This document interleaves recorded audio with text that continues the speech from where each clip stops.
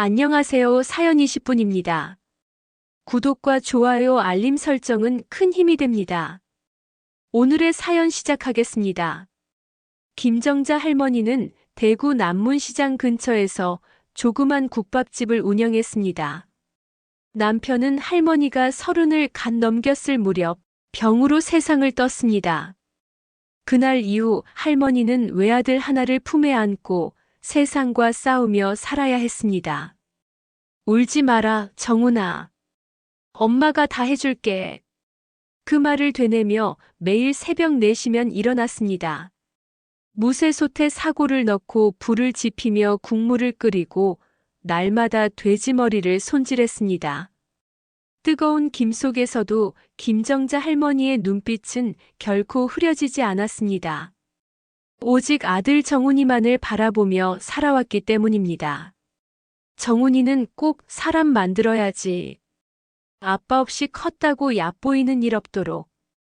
그 마음 하나로 하루 12시간 서서 일하고 잠깐 앉을 때조차 무릎에 수건을 깔며 다리를 주무르던 할머니였습니다. 정훈이는 그런 엄마가 늘 안쓰러웠지만 어린 마음엔 말로 다 담을 수 없었습니다. 엄마, 오늘 국어시험 100점 맞았어. 그래? 우리 정훈이 진짜 잘했다. 가만히 있어봐. 엄마가 멸치볶음 좀 더 줘야겠네. 작은 기쁨이 김정자 할머니에겐 전 재산보다 귀했습니다. 학교에서 돌아오는 아들을 위해 시장에서 멸치를 싸고 김치를 담고 반찬을 미리 준비해 두었습니다. 아무리 손님이 몰려 정신없는 날에도 아들 밥상만큼은 빠뜨리지 않았습니다. 그러나 그렇게 바쁜 와중에도 마음속엔 늘 한 가지 걱정이 있었습니다. 내가 병이라도 들면 이 애는 어떡하나. 그래서 할머니는 병원비 아끼려고 병원도 잘 안 갔습니다. 무릎이 붓고 허리가 휘어도 참고 버텼습니다. 그런 할머니에게 아들은 늘 힘이었습니다. 정훈이는 성실했고 무엇보다 공부를 참 잘했습니다. 중학교 2학년 때 담임 선생님이 직접 국밥집으로 찾아온 적이 있었습니다. 어머니, 정훈이는 꼭 고등학교, 나아가 대학까지 보내야 합니다. 얘는 정말 될 아이입니다. 그날 밤 할머니는 몰래 눈물을 흘렸습니다. 남편 없이 시작한 인생이 그래도 희망으로 이어지고 있구나 싶어서였습니다. 그래, 정훈아. 너는 꼭 잘 돼야 한다. 그래야 엄마 인생이 헛되지 않지. 그리고 그날부터 김정자 할머니는 집 뒷방에 숨겨둔 통장을 만들었습니다. 하루에 3,000원씩, 가끔은 5,000원씩을 넣었습니다. 천천히, 아주 천천히 그 통장은 채워졌습니다. 모두 아들 대학 보낼 학비였습니다. 그 무렵 정훈이는 고등학교에 진학했고 또래 친구들보다도 훨씬 더 야무지고 의젓했습니다. 엄마, 나는 나중에 사람들 도와주는 일 하고 싶어. 변호사 같은 거. 그 말을 들은 날 김정자 할머니는 가게 불 끄고 주방 바닥에 주저앉아 한참을 울었습니다. 우리 정훈이가 그런 꿈을. 그리고 스스로에게 다짐했습니다. 이 아이가 원하는 길 끝까지 밀어줘야지. 국밥이든 뭐든 내가 더하면 돼. 그렇게 김정자 할머니의 하루는 더 바빠졌습니다. 오전엔 국밥집, 오후엔 시장 반찬 가게를 도와주고 밤에는 뒷정리를 하며 노점을 마무리했습니다. 허리는 더 굽고 손가락은 변형되기 시작했지만 할머니는 괜찮았습니다. 정훈이만 잘 되면 됐다. 그러던 어느 날 정훈이는 법대에 합격했다는 소식을 들고 왔습니다. 그날 국밥집 단골 손님들은 김정자 할머니가 소리내 울고 웃는 걸 처음 봤습니다. 우리 아들이 서울대 법대야. 단골 손님이 말했습니다. 아이고야, 국밥집에서 서울대라 축하합니다. 헤이. 그렇게 아들 하나 대학 보낸 일이 김정자 할머니에게 세상에서 누구도 부럽지 않은 자랑스러운 일이었습니다. 아들 정우는 서울로 갔고 대구시장엔 할머니 홀로 남아 있었습니다. 남문시장 어느 구석 온종일 사골 냄새가 풍기던 그 자리엔 이제 허전한 바람만 맴돌았습니다. 이제 참 멀리도 왔다. 아들은 서울에서 대학을 무사히 졸업했고 사법고시를 합격한 후 큰 로펌에서 수습 생활을 시작했습니다. 정훈이가 졸업식 날 할머니 손을 꼭 잡고 말했습니다. 엄마, 이제 시작이야. 내가 이제 엄마 모시고 살게.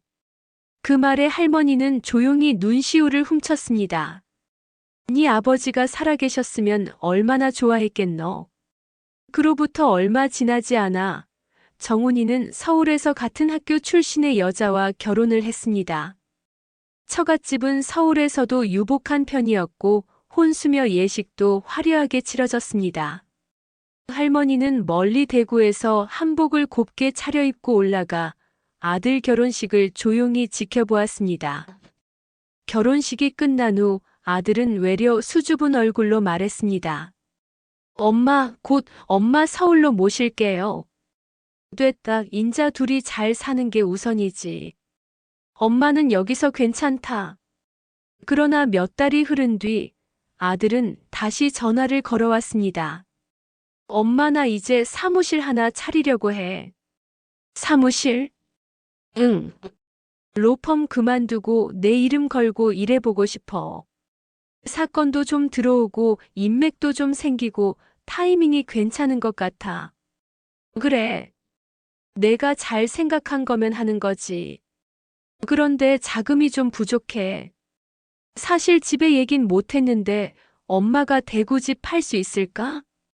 그 말에 김정자 할머니는 말이 없었습니다. 그 집은 남편이 죽은 후 아들 정훈이와 함께 살아온 곳이었습니다. 그 집의 안방엔 정훈이 돌 사진이 걸려 있었고 부엌엔 지금도 김장 독뚜껑 위에 이름 새긴 밥그릇이 있었습니다. 하지만 할머니는 곧 대답했습니다. 팔지 뭐. 그게 네 시작에 보탬 된다면야. 정말이요, 엄마? 그래. 엄마는 집 없어도 된다. 네가 집 갖고 살아야지. 그렇게 할머니는 살아온 전부가 담긴 대구의 단독주택을 팔아 아들에게 건넸습니다. 그 돈은 서울 한복판에 변호사 사무실을 여는 데 쓰였습니다. 그리고 아들은 말했습니다. 엄마, 서울 올라와요. 지훈이 돌도 다가오고 엄마 혼자 계시지 말고 이제 같이 살아요. 그 말에 김정자 할머니는 조용히 짐을 쌌습니다. 서울로 올라오는 날 아들은 손수차를 몰고 서울역에 마중 나왔습니다. 엄마, 여기야.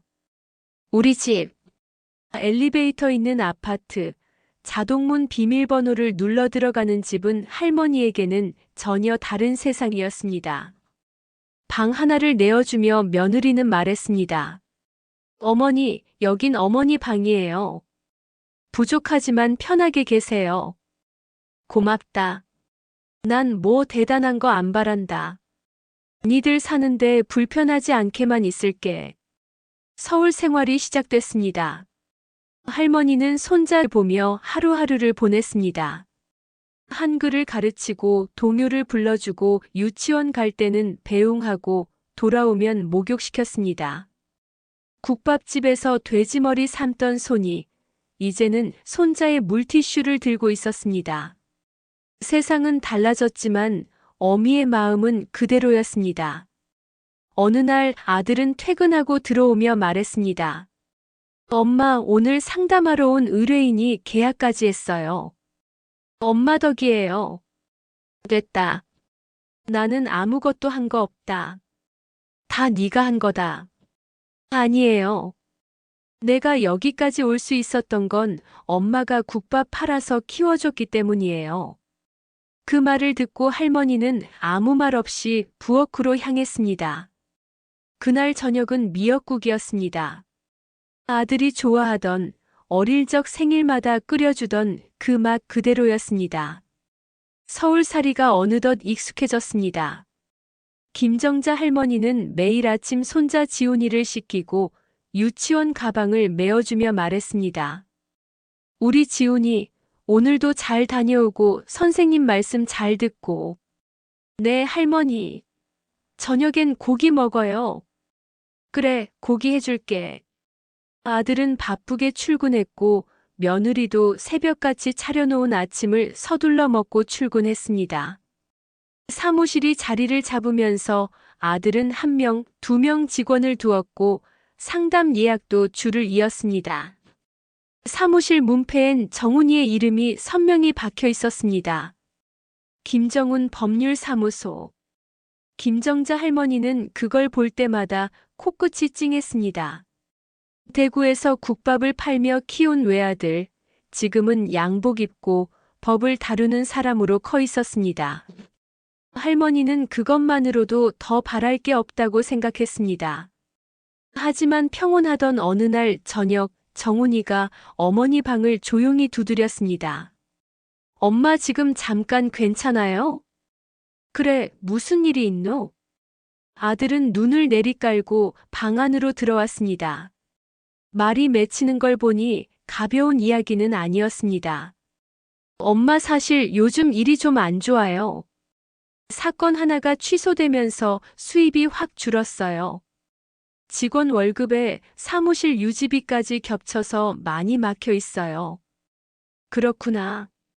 할머니는 조용히 듣고만 있었습니다. 아들은 머뭇거리다 말을 이었습니다. 엄마, 그 혹시 전에 엄마 통장에 남겨놨던 돈 있잖아요. 그거 혹시 조금만 도와줄 수 있을까? 할머니는 몸을 굳혔습니다. 그 돈은 집을 팔고 남긴 마지막 2억 원이었습니다. 아무것도 없는 몸으로 서울로 올라왔기에 그 돈이야말로 할머니의 전부였고 의지처였습니다. 얼마나 필요하노? 한 1억이면 숨 좀 돌릴 수 있을 것 같아요. 나중에 갚을게요. 진짜야. 할머니는 말없이 고개를 끄덕였습니다. 네 아버지도 없는데 엄마가 안 도와주면 누가 도와주겠어요. 생각 좀 해볼게. 그날 밤 할머니는 한잠도 자지 못했습니다. 창가에 앉아 지나온 세월을 떠올렸습니다. 33세 남편을 떠나보내고 시장 국밥집에서 아들을 업고 장사했던 날들. 그 국물이 끓는 소리를 들으며 통장에 1,000원, 2,000원을 모았던 기억들. 그렇게 평생을 오롯이 아들 하나 바라보고 살아온 인생이었습니다. 남은 돈까지 다 주면 나중에 내가 병이라도 들면 애들 눈치 보며 살아야 하지 않을까? 마음속에서 끝없이 맴돌던 생각은 결국 정훈이의 말 한마디에 멈췄습니다. 며칠 전 아들이 며느리와 방 안에서 나누던 대화였습니다. 잠자리에 들려던 할머니는 우연히 그 말을 듣게 됐습니다. 엄마가 돈을 안 주시려는 것 같아. 조금 섭섭해.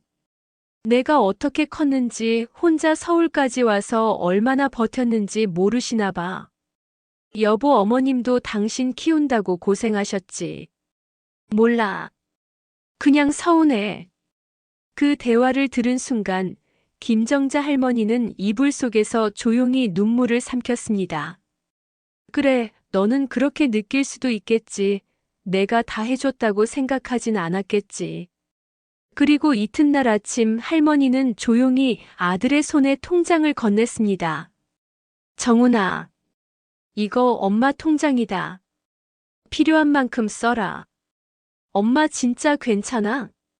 엄마가 네 키우려고 사는 인생인데 그깟 돈이 아깝겠나? 대신 약속해라. 딴 사람한테는 몰라도 네 가족만은 절대 힘들게 하지 마라. 정훈이는 눈시울을 붉히며 고개를 끄덕였습니다. 엄마, 꼭 성공할게요. 이 은혜 절대 안 잊어요. 그날 저녁 할머니는 홀로 거실에 앉아 미지근해진 국 그릇을 바라보며 앉아 있었습니다. 아들의 사무실이 다시 일어서길 바라는 마음뿐이었습니다. 서울 하늘은 그날따라 유난히 뿌옇고 흐렸습니다. 정자 할머니는 말없이 창밖을 바라보았습니다. 흙 묻은 그 땅을 떠올리자 젖먹이 아들을 등에 업고 김을 매던 기억, 논두렁을 따라 고무신을 끌며 우는 밤들이 주마등처럼 스쳐 지나갔습니다. 할머니는 눈가를 훔쳤습니다.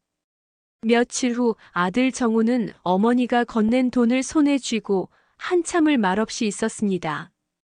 그 두툼한 봉투는 단지 돈이 아니라 어머니의 삶, 피땀, 청춘 그 자체였습니다. 어머니 죄송해요. 진짜 이번이 마지막이에요. 2번 다시 이런 부탁 안 드릴게요. 됐다. 네가 잘 되면 됐다. 이번엔 꼭 일으켜라. 엄마 돈도 없고 이젠 나도 늙었다. 정자 할머니는 무심한 척했지만 목소리는 떨렸고 가슴 한켠은 텅 빈 듯 허전했습니다. 그 뒤 몇 달 정훈의 사무실은 서서히 자리를 잡기 시작했습니다. 사업 아이템을 조정하고 직원도 줄이며 구조를 재정비하자 기존 거래처들이 다시 돌아오기 시작했고 동창 친구들의 소개로 조금씩 고객도 늘었습니다. 어머니, 이번 달은 흑자 봤어요. 진짜예요. 그래? 아이고야 잘 됐다. 밥은 먹고 다니나? 먹죠. 이제는 어머니한테 용돈도 드릴 수 있을 것 같아요. 됐다. 네가 자리 잡는 게 효도다. 돈은 됐다, 인서가. 이런 대화가 오갈 때마다 정자 할머니의 마음 한켠엔 묵직한 안도감이 내려앉았습니다. 서울살이도 조금씩 익숙해졌습니다.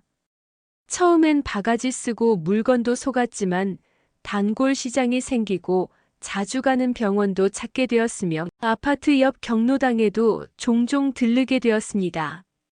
여기 누가 김정자 할머니요? 아, 나요. 왜요? 어머, 우리 반장님이 오신다고 하셨어요. 환영해요. 여기저기 다리 아픈 분들만 있어요. 하. 처음엔 서먹하던 어르신들과도 금세 정이 들었습니다.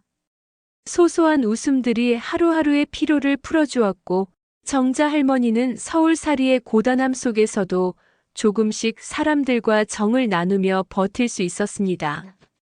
김정자 할머니는 어느덧 여든을 바라보는 나이가 되었습니다. 대구에서 국밥집을 하며 홀로 아들을 키워내던 시절이 까마득하게 느껴질 만큼 서울 생활은 익숙해졌고 조용했습니다. 아들의 사무실이 어려움을 겪었을 때 마지막 남은 재산까지 내어주면서 마음고생을 했지만 그 뒤로는 큰 문제 없이 안정된 삶이 이어졌습니다.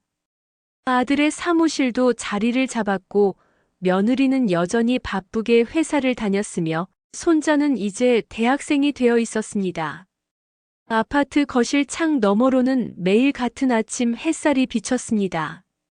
김정자 할머니는 그 창가에 앉아 멍하니 햇살을 바라보며 하루를 시작하곤 했습니다. 처음 서울에 왔을 때는 길이 헷갈려서 혼자 외출도 어려웠지만 지금은 마트 정도는 혼자 다녀올 만큼 익숙해졌습니다. 하지만 요즘 들어 이상한 일이 자주 생기기 시작했습니다. 내가 여길 왜 들어왔지? 부엌에서 물을 끓이러 들어가 놓고선 잠시 후 물을 깜빡 잊고 불을 켠 채 그대로 거실로 돌아온 적이 몇 번이나 있었습니다.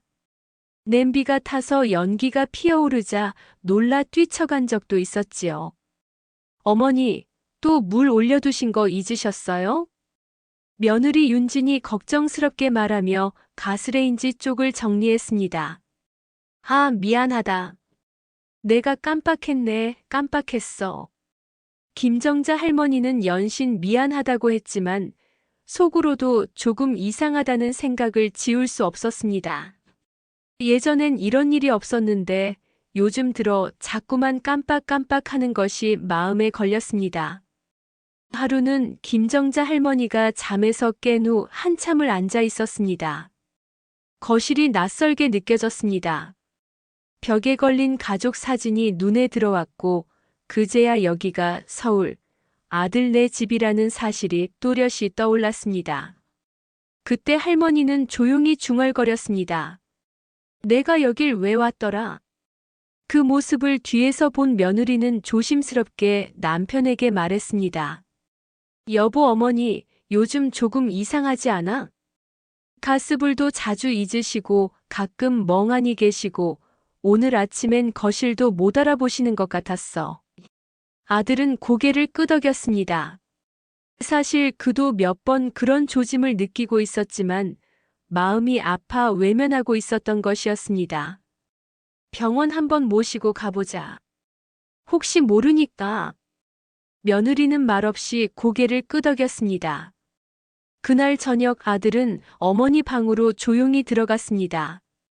방 안에는 오래된 국화차 향이 퍼져 있었고 할머니는 조용히 뜨개질을 하고 있었습니다. 어머니 요즘은 좀 어떠세요?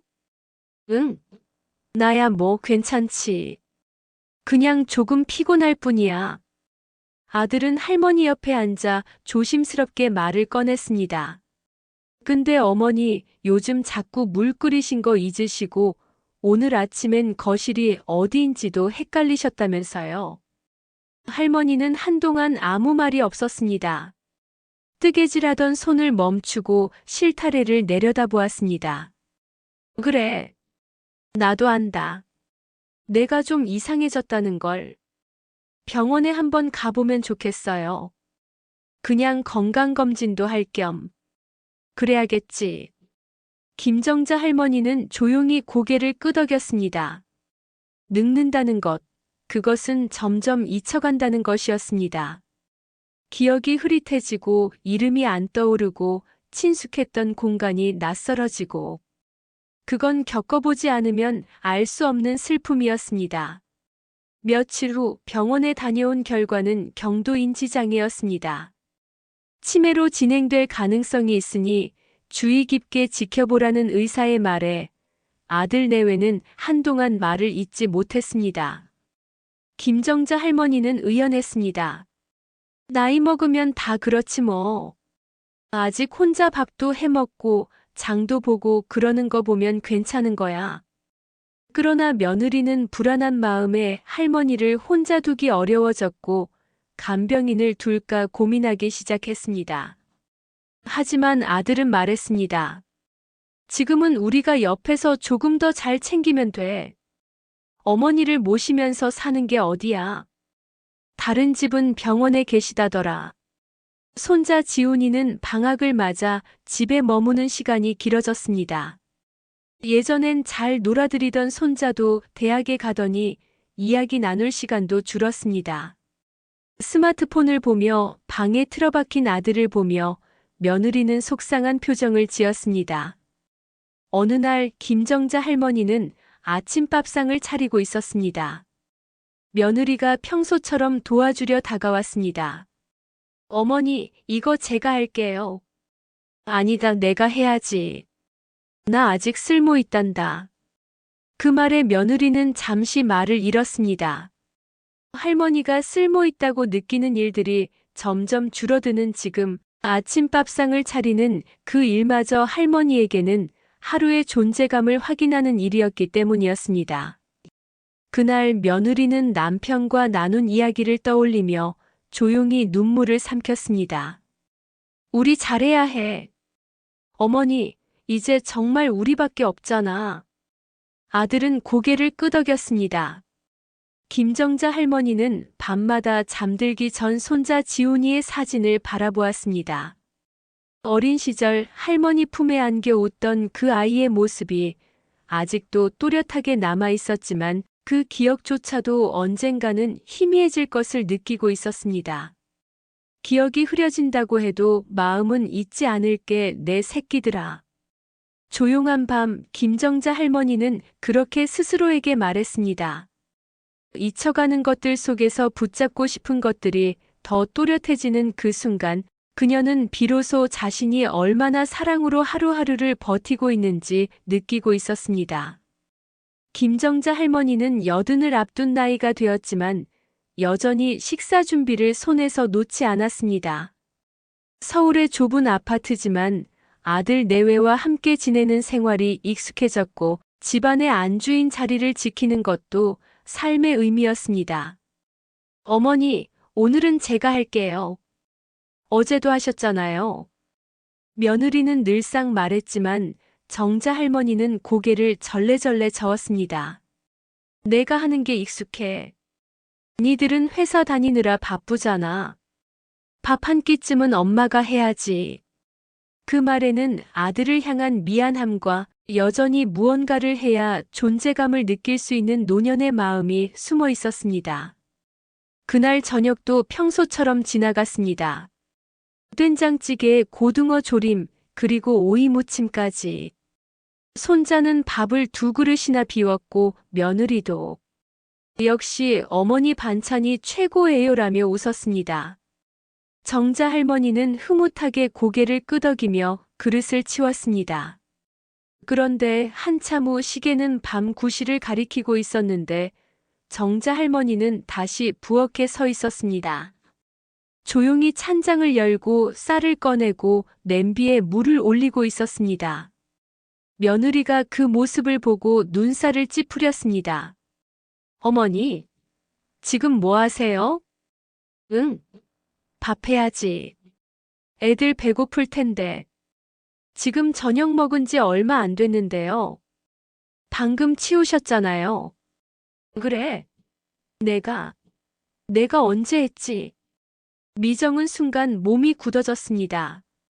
잠시 정적이 흘렀고 방 안에 있던 손자가 고개를 내밀었습니다.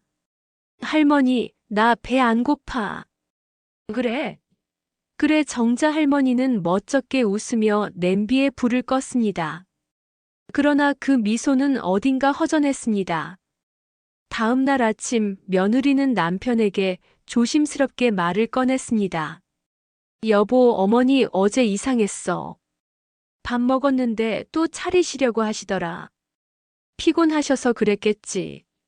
하루 이틀 일도 아니고. 아니야. 요즘 좀 심해졌어. 냉장고에 반찬이 2배로 쌓였어.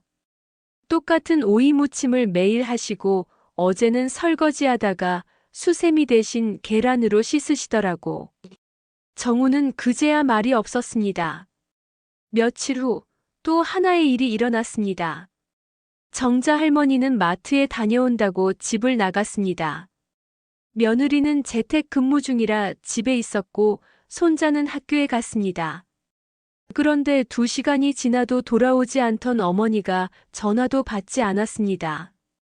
결국 며느리는 남편에게 전화했고 2사람은 근처 마트를 샅샅이 뒤졌습니다. 정자 할머니는 아파트 근처 공원의 벤치에 앉아 있었습니다. 비닐봉지엔 시든 채소와 떨어진 두부가 들어 있었고 얼굴은 창백했습니다. 어머니, 여기서 뭐 하세요? 마트 안 갔어요? 갔지. 근데 마트가 문을 닫았더라고. 그래서 그냥 좀 앉았지 뭐. 마트요? 그 마트 24시간 운영이에요. 정자 할머니는 아무 말 없이 바닥을 봤습니다. 그녀의 손은 가늘게 떨리고 있었고 입가는 굳어 있었습니다. 그날 저녁 정우는 조용히 말했습니다. 병원 한번 모시고 가자.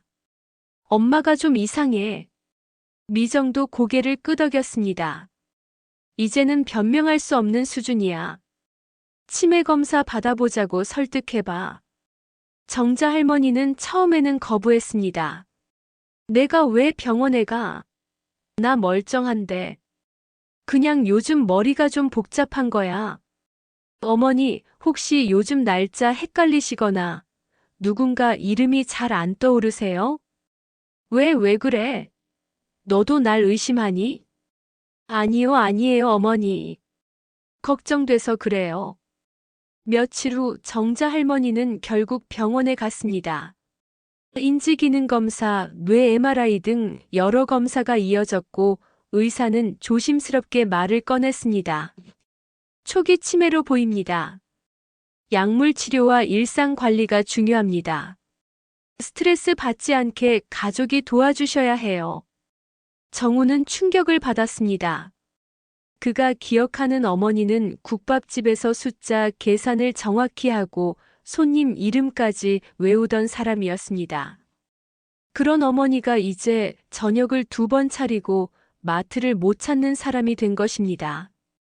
그날 밤 정자 할머니는 방 안에서 불 꺼진 창밖을 오래도록 바라보고 있었습니다. 손자의 웃음소리, 며느리의 부엌소리, 아들의 걸음소리. 그 모든 것이 여전히 익숙하지만 점점 자신과 거리가 멀어지는 듯한 느낌이 들었습니다. 내가 이렇게 되는 건가? 그녀는 스스로에게 물었고 그 물음은 대답 없이 공허한 밤 공기 속에 사라졌습니다. 며칠 뒤 할머니는 거실 소파에 아들과 며느리를 불러 앉혔습니다. 정훈아, 나 요양원에 들어가려 한다. 어머니, 무슨 그런 말씀을 하세요? 말리지 마라. 나는 지금 내 정신으로 결정할 수 있을 때 가는 게 맞다고 본다.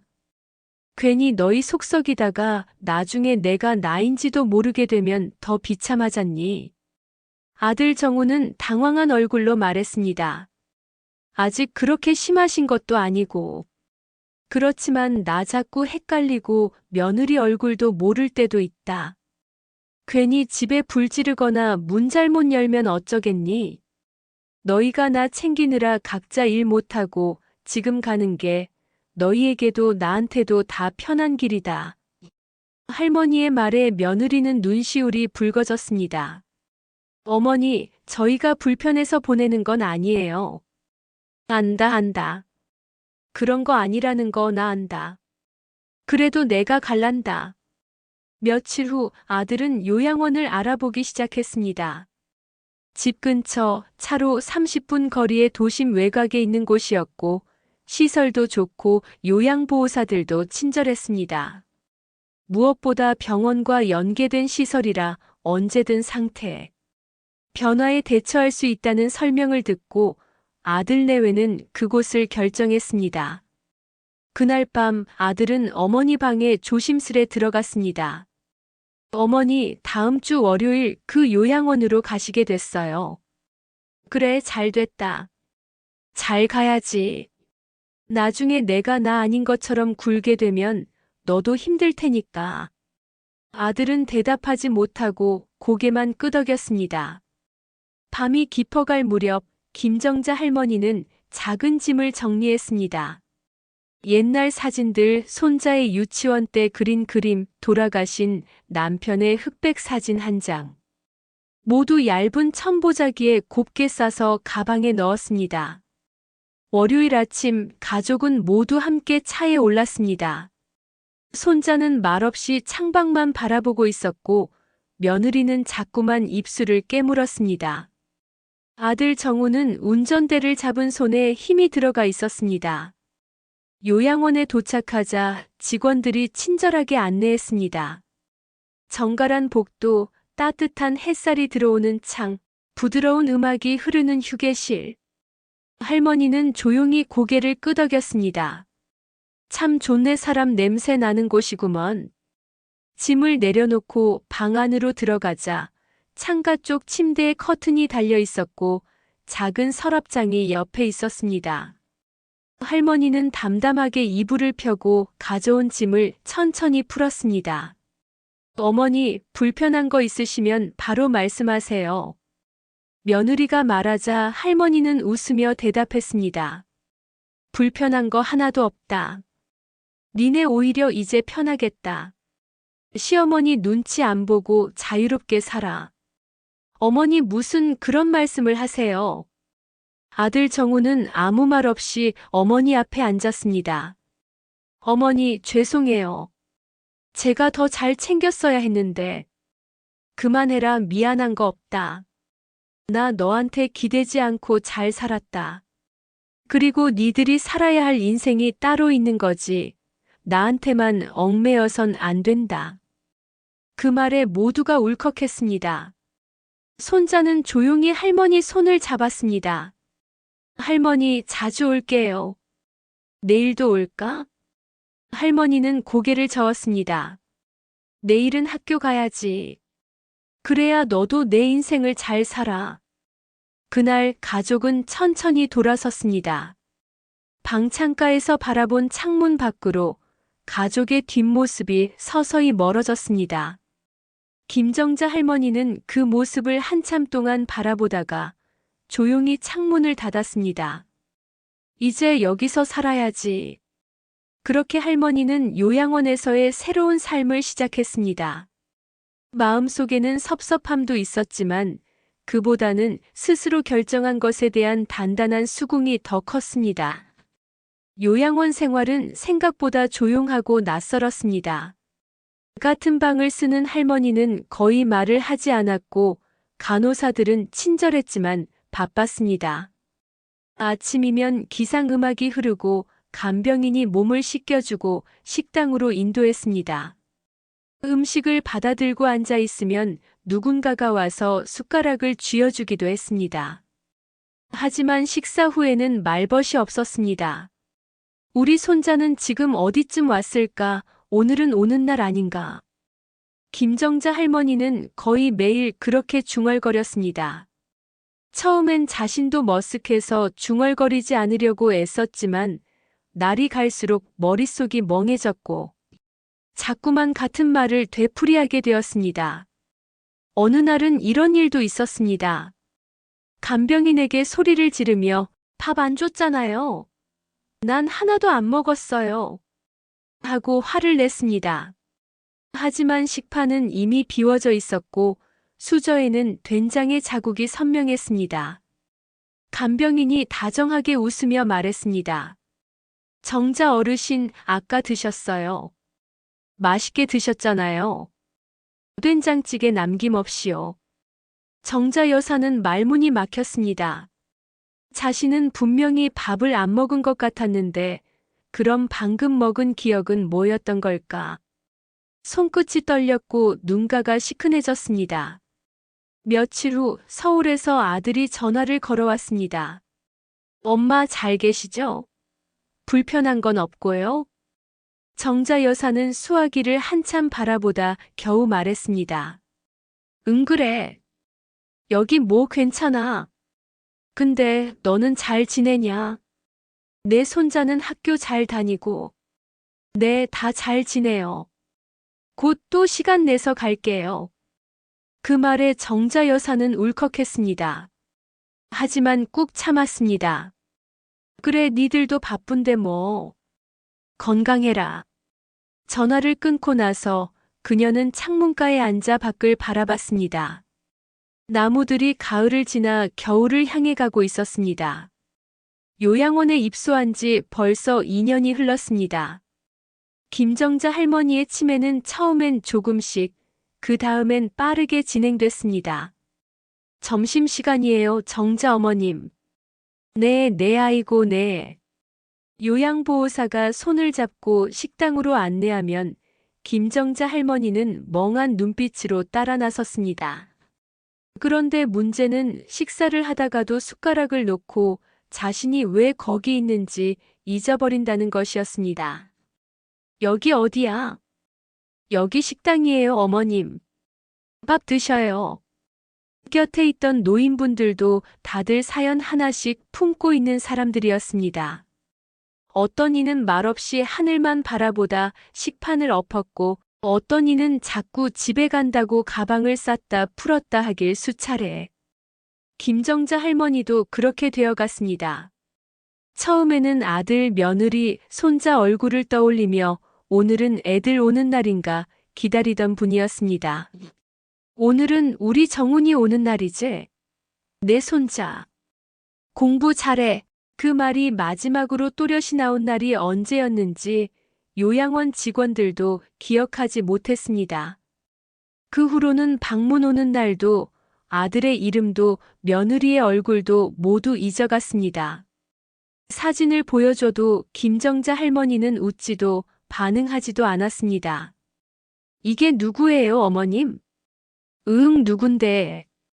준석이가 들고 온 가족 사진을 아무리 보여드려도 김정자 할머니는 고개만 돌리거나 중얼거리기 일쑤였습니다.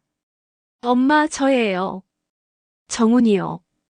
엄마 아들이요. 아들? 네, 엄마 아들 정훈이 기억 안 나세요? 그 말에 김정자 할머니는 잠시 아들의 얼굴을 뚫어지게 쳐다봤지만 곧 시선을 거두었습니다. 그리고 혼잣말처럼 중얼였습니다. 내 아들은 서울에 있다 큰 아들이고 우리 정훈이는 아직 중학생인데. 아들의 마음은 무너졌습니다. 눈가를 훔치며 조용히 자리를 떴습니다. 멍하니 창밖을 보던 김정자 할머니는 고개를 들어 흐린 하늘을 바라보다가 문득 말했다고 합니다. 정자야 정신 차려라. 지금은 국밥 할 시간이다. 얼른 문 열어야지. 요양원 간호사가 뒤에서 들으며 눈시울을 붉혔습니다. 이분은 돌아가실 때까지 국밥 생각만 하시겠구나. 그리고 어느 겨울 아침 요양원에 전화가 왔습니다. 김정자 할머니가 의식을 잃으셨다는 전화였습니다. 호흡이 약해지셨고 의식이 희미합니다. 준비하시고 오셔야 할 것 같습니다. 아들 정우는 부랴부랴 병가를 요양원에 왔습니다. 며느리와 손자도 함께 택시를 타고 요양원으로 향했습니다. 그들은 얼어붙은 마음으로 요양원 3층 병실에 도착했고 흰 침대 위에 누워있는 김정자 할머니를 보았습니다. 산소호흡기에 의지한 채 창백해진 어머니는 숨을 천천히 몰아쉬고 있었습니다. 눈은 감겨 있었고 손은 마르고 차가웠습니다.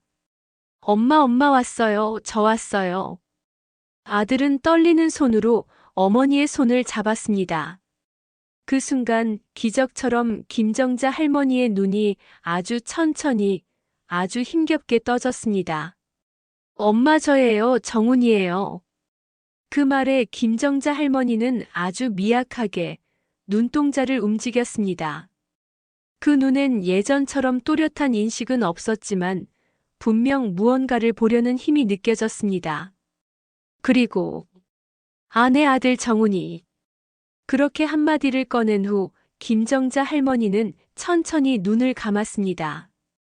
그 눈은 다시는 열리지 않았습니다. 아들은 그 자리에서 엉엉 울음을 터뜨렸습니다. 엄마 나야 나왔는데 왜 지금? 옆에서 며느리도 손자도 눈물을 삼키며 고개를 떨궜습니다. 그렇게 김정자 할머니는 아들이 왔다는 마지막 소식을 들은 듯 눈을 떠보고 부르며 조용히 숨을 거두셨습니다. 장례식을 마치고 아들은 어머니의 유골함을 품에 안고 말했습니다. 엄마 이제 진짜 편히 쉬세요. 국밥도 장사도 다 놓고 쉬세요. 하늘은 겨울인데도 포근했습니다. 김정자 할머니의 마지막 날은 그렇게 조용했고 따뜻했습니다. 김정자 할머니가 세상을 떠나고 일주일 뒤 요양원에서 연락이 왔습니다. 김정훈 씨, 어머님께서 남기신 유품 정리하러 오셔야 합니다. 아들은 무거운 마음으로 요양원으로 향했습니다. 차가운 겨울 바람이 얼굴을 때렸지만 그의 마음은 더 얼어붙어 있었습니다. 요양원 직원이 안내한 작은 방, 거기엔 어머니의 옷가지와 소지품들이 가지런히 정리되어 있었습니다. 그리고 한켠 낡은 편지 봉투가 놓여 있었습니다. 아들이 조심스레 편지 봉투를 열어 펼쳐들자 낯익은 어머니의 필체가 눈에 들어왔습니다. 아들아, 이 편지를 쓰는 지금 내 정신은 아직 또렷하지만 몸은 점점 약해지고 있단다. 너를 혼자 힘으로 키우던 그때가 떠올라 이렇게 편지를 쓴다. 내가 공부하느라 얼마나 고생했는지, 그리고 너를 위해 내가 얼마나 아끼지 않고 힘을 쏟았는지 너는 모를 거야. 아버지 없이 외롭고 힘들었던 그 시절, 내가 버텼던 건 오직 너 하나였단다. 너는 늘 착하고 바르게 자라주었고, 내게는 세상에서 가장 큰 기쁨이었어. 내가 널 위해 베푼 것들이 때론 부족해 보였을지도 모르지만 나는 늘 내 마음과 온 힘을 다해 너에게 아낌없이 주었다는 걸 알아주길 바란다.